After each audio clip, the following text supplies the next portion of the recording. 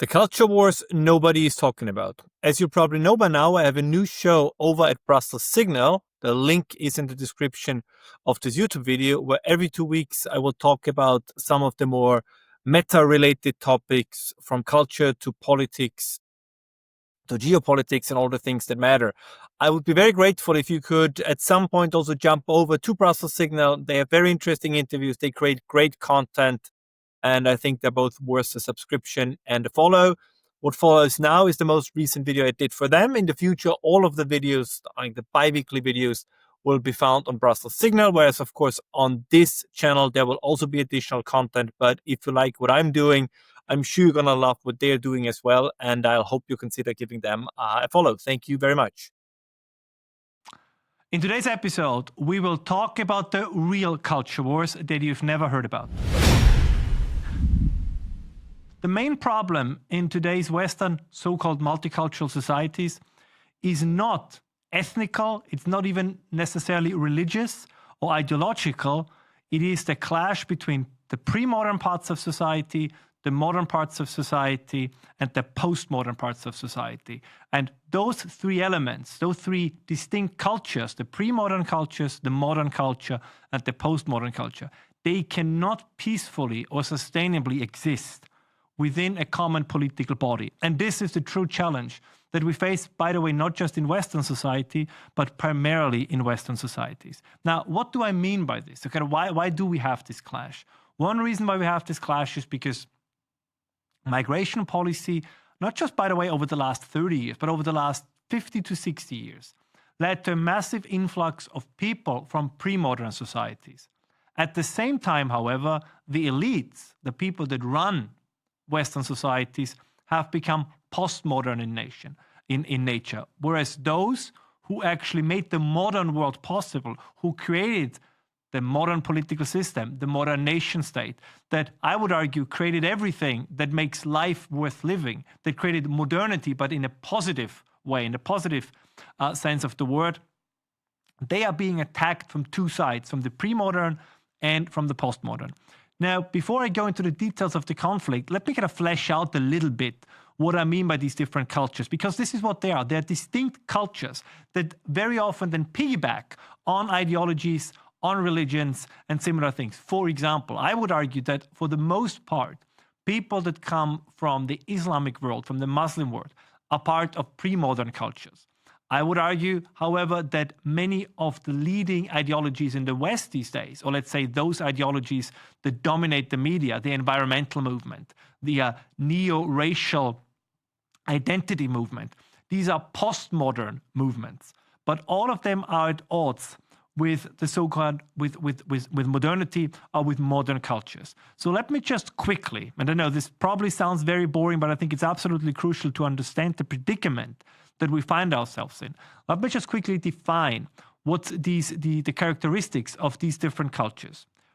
Pre-modern cultures, as I just described, whether they come from Islamic societies, from sub-Saharan Africa, or other parts of the developing world, have one primary loyalty, and that's to clan, to tribe, or to family. But all of these three categories are above the nation state. Now, take a country like Afghanistan, for example. In Afghanistan, the loyalty of the average Afghani is not to the Afghan nation state. There might be individual exceptions. So will you find the occasional Afghan soldier or member of the Afghan elite who sees himself as truly Afghani, whose primary identity is as a citizen of Afghanistan?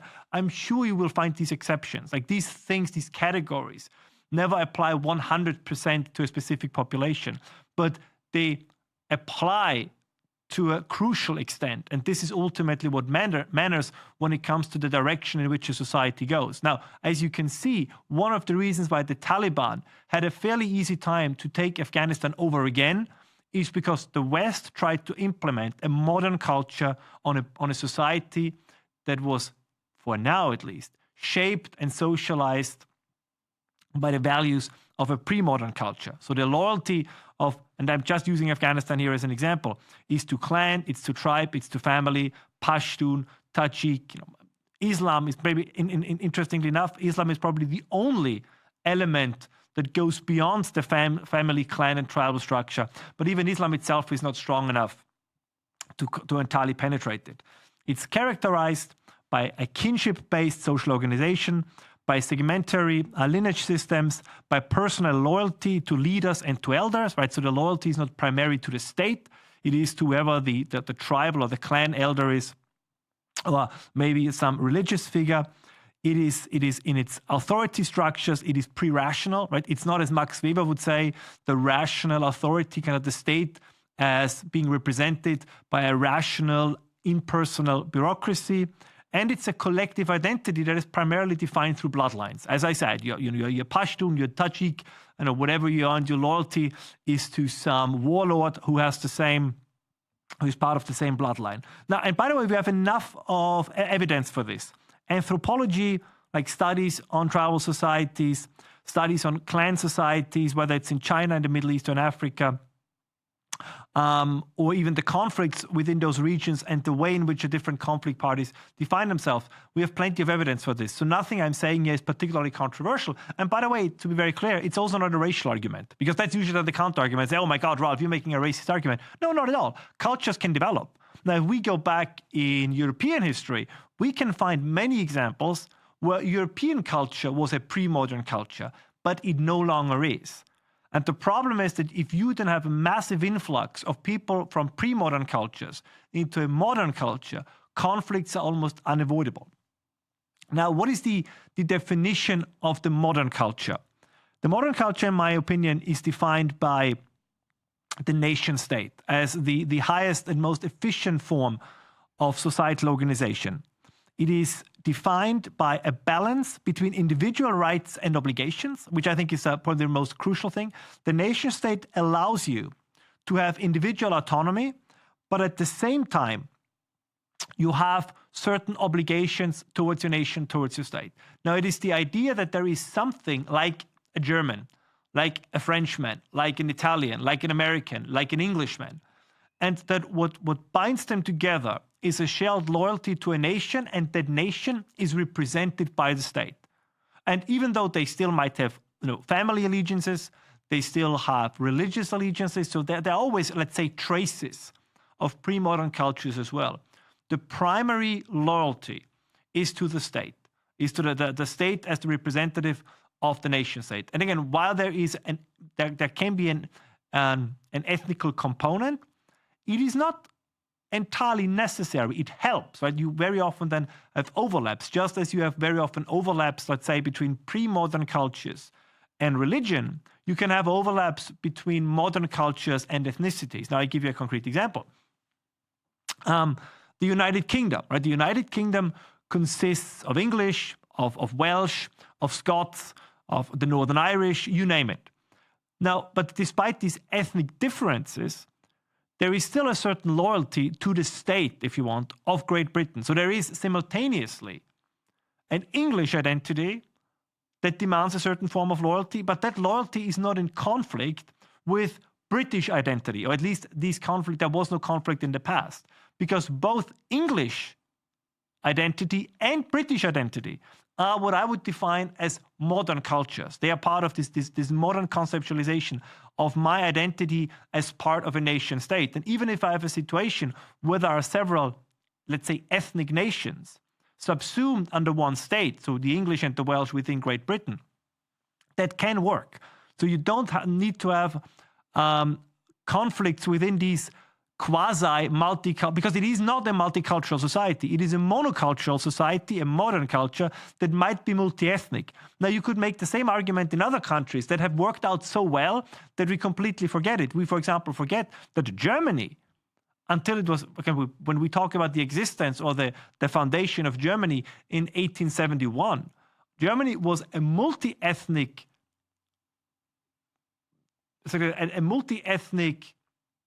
state, but it was defined by one culture, by what we would describe as the modern German culture. Right? This idea that there is a German nation, and even though it has not historically existed as a state, over time the idea was that you can have Schleswig-Holsteiner and Saxons and Bavarians and Pomeranians and Prussians, and you can have them, and even though one could absolutely make the argument that they are distinct ethnicities, they were a modern culture in the sense that they unified around the idea of the nation, around the idea of the nation state. You could, by the way, very interestingly, make the same argument about the United States. The United States, as a nation both of settlers and then later on of immigrants, had unintentionally a similar recipe as the United Kingdom or Great Britain and the Germans, that as long as they had migration primarily, even though not exclusively, from Scandinavia, from Germany, from England, from France, and from other modern cultures of Europe, they could then easily integrate and assimilate in this new American endeavor because they were part of this modern culture that understood, even though in an ethnic sense, the United States were never a nation state, they were a nation state in a cultural sense. So when we say the United States are multicultural, that is not, they are now, and it causes problems because now the main thrust of migration into the United States no longer comes from members of modern societies, it comes from members of pre-modern societies. And then you end up in a multicultural society, multicultural in the sense of you have the members of the modern society, those who adhere to the nation state, who believe in the concept of the nation and everything it entails for tradition, civilization, and cohesion. And then you have members of the pre-modern nation, if you will, or of the pre-modern culture, who think along tribal lines, ethnic lines, who think along family and clan lines. Now, you see this very often in hiring processes. A similar problem also in the UK, right? That, for example, Indian employers, they tend to hire Indian employees.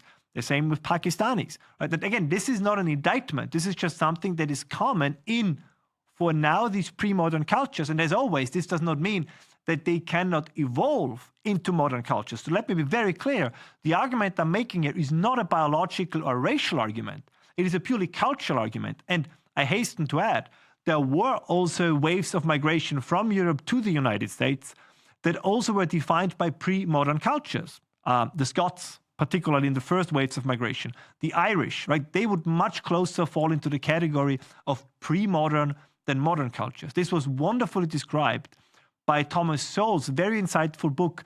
I think it's called Black Rednecks and White Liberals, where he describes, for example, that a significant part of contemporary black culture is actually the kind of pre-modern culture that was brought not by the Africans, but that was brought by the early waves of Irish and Scottish migration. When parts of this was kind of Scotland before the Scottish Enlightenment. Like Scotland is a beautiful example here, where you had Scotland as a pre-modern culture that then through Adam Smith, David Hume, when you had all these upsurge of cultural development, and then Scotland, through its very own Scottish Enlightenment, turned into a modern culture. So, and this trajectory, this path is open for everyone. And I would even argue that particularly in modern cultures, if you have a significant influx of people from pre-modern cultures, you have to either force them into assimilation, or you have to kind of drag them out of their pre-cultural state into the modern cultural state. And that, of course, is very, very, very difficult because contrary to what many people believe, giving up one's culture, and as I said, I don't mean here religion per se. Like, again, there can be an overlap between religion and pre-modern culture. But what I mean is that the kind of loyalties and identities that people got used to, these are very, very difficult to give up. Like, this is not something that you can simply solve with a citizenship test or with as they try in Germany, that you sign a document saying, I'm not an anti-Semite and I'll adhere to the rules of the German state. So this is something that comes much more from the emotional side, from the instinctive side, than from the rational side. But the reason why I think this is so crucial is because if you have migration between countries that are all part of modern culture, you will not have many problems. I mean, this is what we observe all over the West. That if Americans move to the United Kingdom, if Austrians move to Germany, if Frenchmen move to Scotland, you name it, very quickly, these people integrate and assimilate because they might be of a different religious background, they might be of a different ethnic background, but they're not of a different cultural background. And this is the big question. Now, I mentioned pre-modern cultures and modern cultures. Now let me mention a third one, and that's what I call postmodern culture. And I think that the postmodern culture, which is the predominant idea, the predominant culture in the Western elite classes, particularly since the 1960s, is defined by a form of hyper-individualism. It is defined by the rejection of grand narratives. And what I mean by this is this idea that there is a story of the English people, of the German people, of the French people, and that we as Westerners, if you want, but me as an Austrian, or you as a German, you as an Englishman, you as a Frenchman, you are part of a larger narrative. You're part of a larger story, the story of your nation. This is something that is rejected by the postmoderns. There is an inherent hostility towards this concept of the nation and of Western civilization itself. Right? It is seen as a bourgeois smokescreen, if you want. It is seen as something that prevents you from finding your true self, which can only be found within yourself as an individual. It is defined by cultural relativism. So this idea that everything is of equal value. So whatever floats your boat goes. And it's also in many ways a child of the Enlightenment, but it's also a critique of many Enlightenment values. And what I find interesting about this is that just as a modern culture and a pre-modern culture can only coexist in one political body to a very limited extent, the very same is true with a modern culture and a postmodern culture. And why I think this is both interesting and intriguing is because the members of the postmodern cultural sphere are very often on paper the same religion, the same ethnicity, the same lineage, the same bloodline, if you want, as the members of the modern culture. And that is absolutely important because the culture war is very often raging between people with very similar backgrounds, with stemming from very similar family histories. But they're at odds because for those who are part of the modern culture, which I think that you and I'm sure at least 90% of people who watch this program are believers in the nation state, in the sovereignty of the nation. So that's what I define as being part of modern culture, who are loyal to the nation state. These are all things that the postmoderns are not. So the conflict between the nationalists and, let's say, immigration from pre-modern cultures is just as intense as the conflict between the moderns and the postmoderns. And as I said, because the reason is it's a cultural conflict that sometimes can overlap absolutely with religious and ethnic concepts, but it is not the most important thing. It's not the most crucial thing. So the question then is, and this is what we see, that while all of these three cultural spheres are very different, we do see an alliance between the postmodernists and the pre-moderns, which at a first glance seems very absurd. Right? Why is it that Greta Thunberg, who is the embodiment, if you want, of postmodernity, would step on a boat and make common cause with fighters from Hamas, who in many ways, I would argue, are the embodiment of pre-modern, of a pre-modern culture? Well, because the old line applies that the enemy of my enemy is my friend. And they see as their primary enemy, of course, what I define as modern culture, right? Those who still adhere to the idea of the traditional nation state, of the idea that the nation is something, despite its metaphysic quality, is something to be preserved, is something that is worth fighting for, is worth defending. And this is the very conflict we find ourselves in. And I believe that in recent years, we have done, or those of us on the right who, as I said, who I believe are part of the so-called modern culture, we did a very bad job in explaining this. Like we do a very, very bad job in showing that the nation state, in many ways, is the highest form of social organization, and that while people, for historical reasons and an education system which presents, in my opinion, a wrong narrative, have turned against nationalism, is very often the story of the world wars. And, it's the story of colonialism, it's the story of imperialism and what's so on. But you could actually make another argument, which is that whatever your take on these historical events, and let's stipulate for a second that truly all of them, without exception, that there is nothing to redeem them, they were all horrible. But that being said, this was only possible in all its horror. Like this could only be done because the degree of social organization, the way in which collective action problems could be solved, was the highest in the modern nation state. something like as horrible, and nobody of us wishes for it to return. But the reason why World War I and World War II could be fought in the way it was fought is because it was fought between societies with a tremendous level of efficient social organization. The reason about the intensity of European colonialism and European imperialism was not the exploitation part.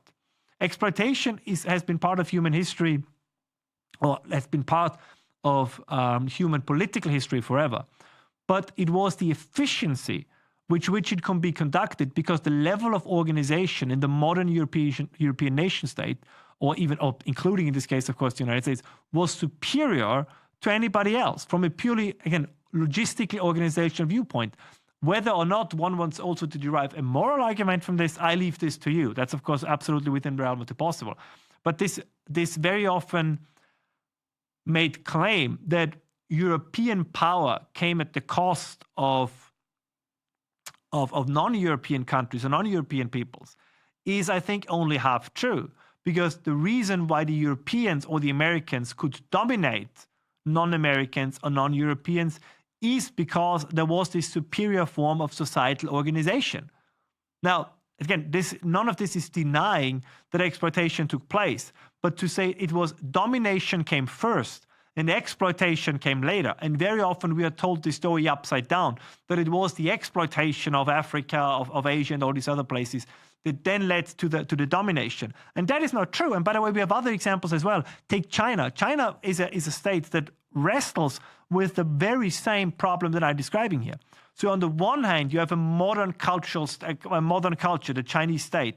Russia, I would argue the same thing, right? Kind of who are very strongly committed to the concept of the nation state, to the concept of the nation.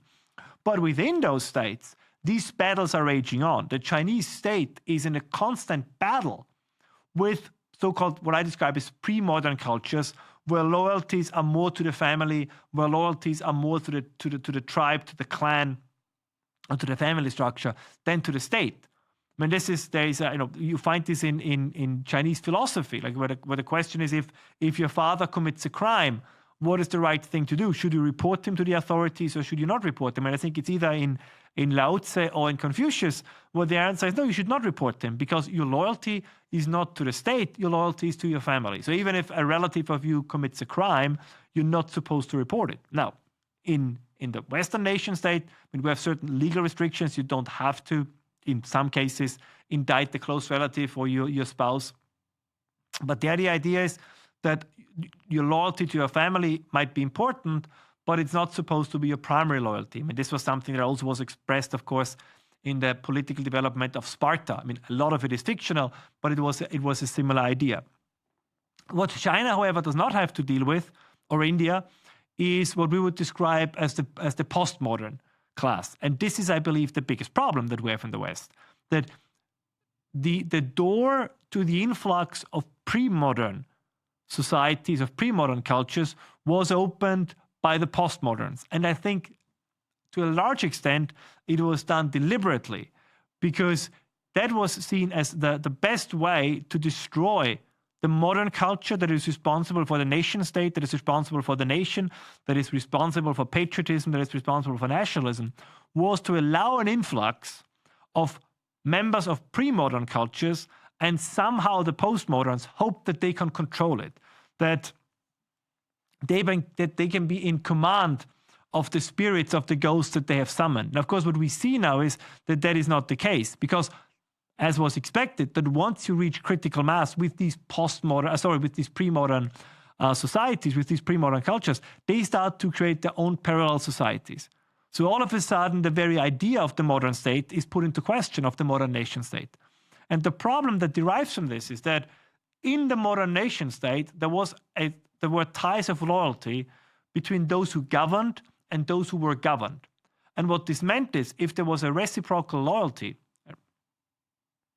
the state did not really have to be massively imposing. It did not have to be totalitarian, because there was a common understanding that what the leaders viewed as beneficial for the nation was, even though there might be different opinions in the details, but was overall also shared by the population, which is why you could have a system like it was in the UK, where you have a party in government, but the other party is still called Her Majesty's Loyal Opposition. So you might have a disagreement on how to get to a certain point, but there was general agreement that this point should always be defined by what's best for the nation.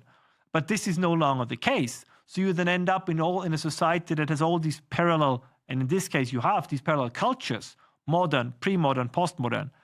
And at some point, that is what we see now, the state has to pick a side.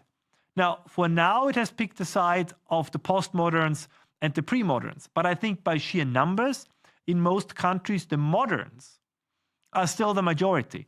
And one of the reasons why there is both fear of communal violence, civil unrest, and maybe civil war is because the question is, will the moderns allow their cultural dominance has been broken by the postmoderns already. But as they realize that their cultural dominance has been broken, will they now also allow to be broken, let's say, in a more demographic sense, in a more numbers heavy sense? And I don't think that this is the case. But what this makes, once again, very clear is that the distinction is not so much between or along ethnic lines, and it's along the different lines of whether or not you're part of the pre-modern culture, the modern culture, or the postmodern culture. And one thing that highlights this quite nicely is that you can have very strong bonds of loyalty among, for example, the European right, even though some of them might be German, Hungarian, Austrian, British, and French, because even though they are from different nations and different ethnicities and different religions, they are part of the same culture. And their battle, if you will, is one among us, is within the framework of the fight between the postmoderns, the pre-moderns, and the moderns. But as I was saying at the beginning of the show, even those who are part of the modern culture must realize that while there is often an overlap between ethnicity and religion, it is not the determining factor. I mean, I give you another example.